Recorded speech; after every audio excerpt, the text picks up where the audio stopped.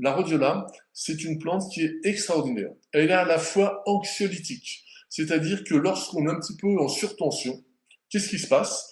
Eh bien, on augmente nos niveaux de vigilance. Alors, au départ, c'est pas pathogène.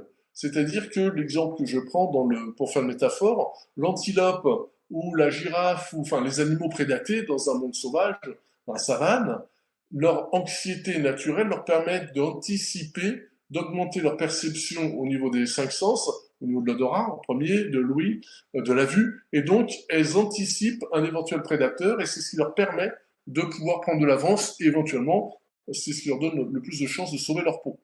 Donc à ce niveau-là, l'anxiété est physiologique, elle est utile pour la survie.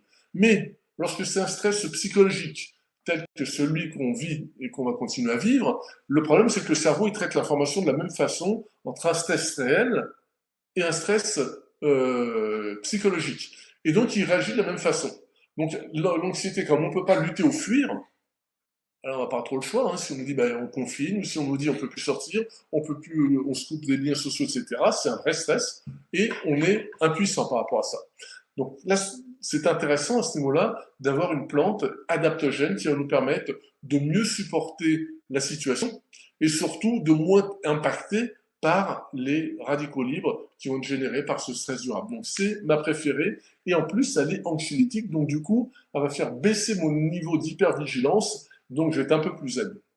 Elle a également des vertus antidépressives. Alors, c'est pas un antidépresseur comme les IMAO ou comme les IRS, c'est-à-dire inhibiteurs de recapture à sérotonine, mais elle agit différemment dans le sens où elle redonne du goût de vivre et elle permet de mieux mobiliser nos ressources et donc ne pas se sentir anéanti, ne pas se sentir en surcharge par le poids d'une situation dans laquelle on se sent impuissant. Parce qu'en vérité, ce qu'il y a de pire, c'est de plus pénalisant, c'est de sentir qu'on n'a pas de solution. On ne peut rien faire et c'est le stress le plus toxique.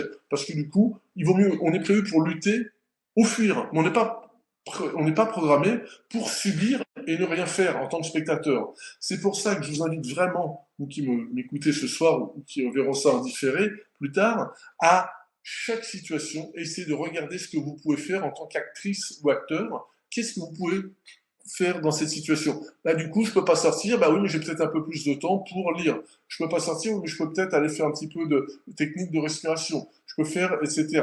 Donc ça, c'est vraiment important. Donc, la rhodiole, elle est adaptée à tout le monde. Il n'y a aucune contre-indication parce qu'il y a certaines plantes qui peuvent pas être prises en même temps que des médicaments type antidépresseurs. C'est pas un secret de dire que le millepertuis a des vertus antidépressives grâce à l'hypéricine, mais qu'il rentre en compétition avec les antidépresseurs, et donc là, il ne faut pas faire des mélanges, il ne faut pas faire de l'autoprescription. La rhodiole, vous ne prenez pas de risque, donc là, il faut prendre des rhodioles bien titrées, et pas faire de publicité sur des laboratoires, mais en général, suivez des laboratoires qualitatifs, et vous verrez les dosages, en général, c'est 1 à 2 gélules sur des rhodioles bien titrées. Il existe même des laboratoires qui les font en extrait standardisé ou en extrait fluide, ce qui peut être une belle alternative.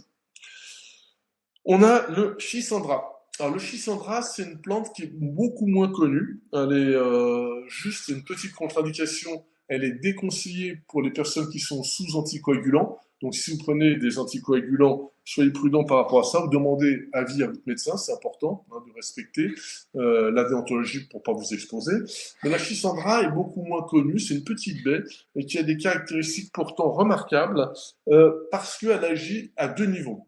Elle agit à la fois sur le syndrome métabolique, c'est-à-dire l'état prédiabétique, quand on a le cholestérol qui monte, quand on a la tension artérielle qui monte, et quand on a glycémie à jeun, c'est-à-dire le taux de sucre à jeun qui monte. Donc on appelle ça le syndrome métabolique. Souvent, pas toujours, ça se traduit par le syndrome de la bedaine, c'est-à-dire qu'on commence à faire du gras autour de la taille ou au niveau viscéral, au niveau de l'estomac. Donc ça, c'est pas très bon.